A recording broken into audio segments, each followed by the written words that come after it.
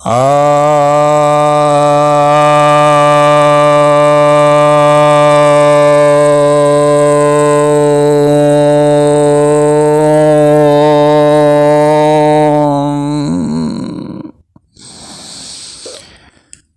भक्तजनों को सप्रेम नमन।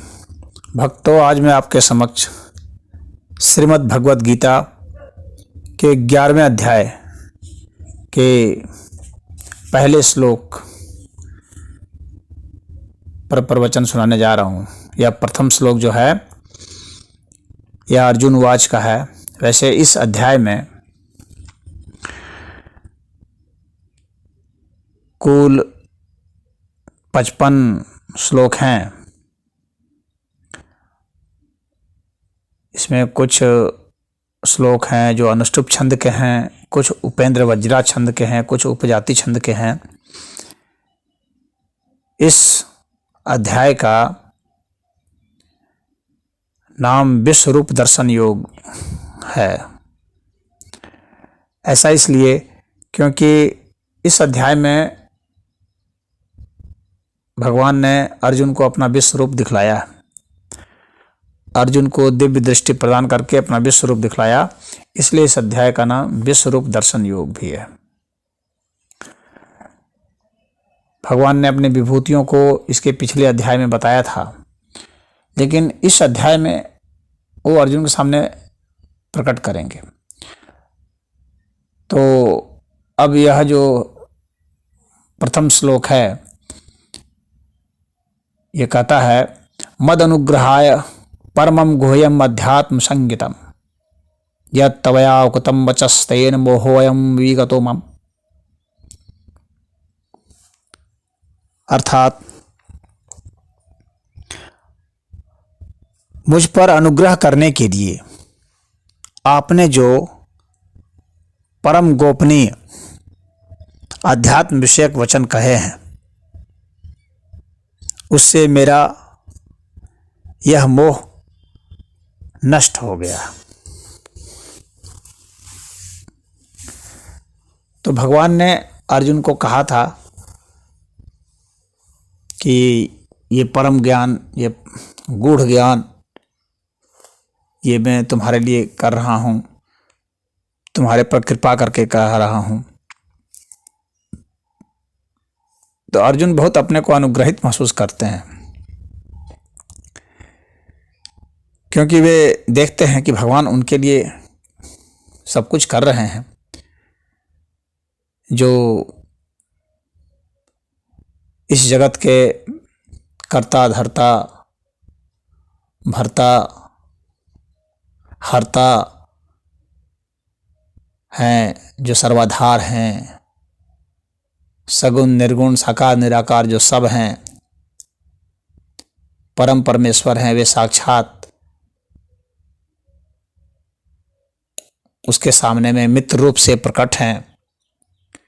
उसके कहने पर वे सारथी बन गए हैं।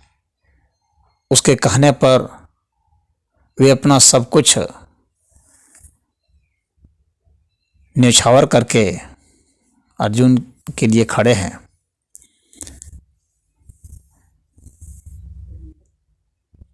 तो अब अर्जुन तो अपने को अनुग्रहित महसूस करेगा ही। बलराम भी अर्जुन का साथ नहीं दिए, लेकिन भगवान ने अर्जुन का साथ दिया। और अर्जुन के लिए इतने गोपनीय वचन भी कहे, ज्ञान विज्ञान की बातें कही, कर्म की बातें कही, कर्म के रहस्य समझाए। तो इन सभी रहस्यों को समझाने के बाद अर्जुन को अपना मोह दूर होता नजर आया और उसे उन बातों का पता चला जिसे अब तक वह नहीं जानता था। तो जिन बातों को वह नहीं जानता था, अध्यात्म विषय में उसका ज्ञान कम था, तो भगवान ने उसके ऊपर कृपा करके उन गोपनीय बातों को कहा। तो अर्जुन अपने को धन्य समझेगा ही। तो ये जो परम वचन भगवान ने कहे कि भाई अंश मात्र से जो है मैं सबको स्थित करके इस जगत में तुम्हारे पास बैठा हुआ हूँ और अनंत कोटि कोटि ब्रह्मांड में व्याप्त होकर के स्थित हूँ, तो अर्जुन को अध्यात्म की ओर ले चलने के लिए उनका यह जो परम वचन था उससे उसकी प्रसन्नता हुई। एक भक्त जो है वह अनुग्रहित महसूस करता है, वह अपने को मानता है कि मैं उसके पात्र नहीं हूँ जिसके लिए आपने ये कहे हैं। वो मानता है कि आपके अनुग्रह के कारण, आपकी कृपा के कारण ही मुझे यह सब प्राप्त हुआ। तो वही यहाँ पर अर्जुन कह रहा है कि मद अनुग्रह है, मेरे अनुग्रह के लिए ही आपने ये सब परम गोपनीय वचन, आध्यात्मिक वचन मुझसे कहे हैं, आपने उपदेश दिया है। और ये आध्यात्मिक वचन जो हैं ये बहुत महत्वपूर्ण रखते हैं, क्योंकि आध्यात्मिक वचन गुरु ही कहते हैं। तो अर्जुन यह कह रहे हैं कि आप हमारे, अब तक मैं आपको सिर्फ मित्र समझता था लेकिन आप गुरु हैं, क्योंकि तभी आप आध्यात्मिक वचन सुना रहे हैं और इतने गूढ़ चीज़ सुना रहे हैं, और आपके इन वचनों से मेरे मोह चले गए हैं। तो अर्जुन को ऐसा लगता है कि उसके मोह चले गए हैं, तो कुछ हद तक चले भी गए परंतु पूर्ण रूप से नहीं गए हैं। तो ये भगवान जो है आगे भी इस बात को बताएंगे, लेकिन अर्जुन की ऐसी समझ है कि उसके मोह नष्ट हो गए हैं। वे मोह जिसकी वजह से वो युद्ध नहीं करना चाहता था, वे मोह जिसकी वजह से वह प्रभु को अपना सामान्य मित्र समझता था, वे मोह जिसकी वजह से वह कर्म, संन्यास, आत्मा परमात्मा के रहस्य को नहीं जानता था संसार में लिप्त होने के कारण, तो उन सब चीज़ों को उसने सुना और उसकी शंकाएं दूर हुई। तो वो ऐसा समझ रहा है कि उसके मोह चले गए हैं। लेकिन जब तक यथार्थ बोध नहीं होता है, जब तक आदमी देख नहीं लेता है, दर्शन नहीं कर लेता है, तब तक उसके मोह नहीं जाते हैं। तो इस अध्याय में भगवान जो है अर्जुन को अपना दर्शन दिखलाएंगे, और वह दर्शन जो है सिर्फ अर्जुन के लिए नहीं है। अगर अर्जुन मान भी ले कि भगवान ये हमारे सामने जो मित्र हैं ये भगवान हैं, तो संसार कैसे मानेगा? तो यह भी यहाँ पर एक है कि संसार मान ले। अब जो भगवान जब दर्शन कराएंगे तो फिर संसार मानेगा कि नहीं, यह जो है विराट दर्शन कराया, विश्वरूप दर्शन कराया। तो यह तो मैं आस्तिकों की तरफ से बोल गया। अब जो नास्तिक हैं उनका ये कहना है कि विश्वरूप जो दर्शन कराया वो किसने देखा?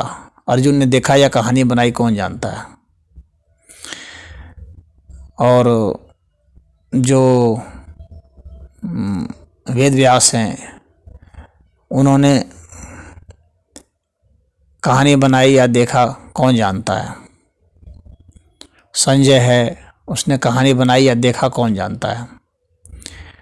तो जो संशय आत्मा है वे इस तरह के प्रश्न खड़े करते हैं, और उनका प्रश्न अपनी जगह पर जायज भी है।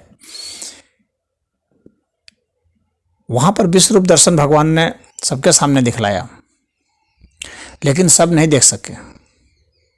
भगवान ने इस बात को कहा भी कि सब नहीं देख सकते, क्योंकि विश्वरूप दर्शन के लिए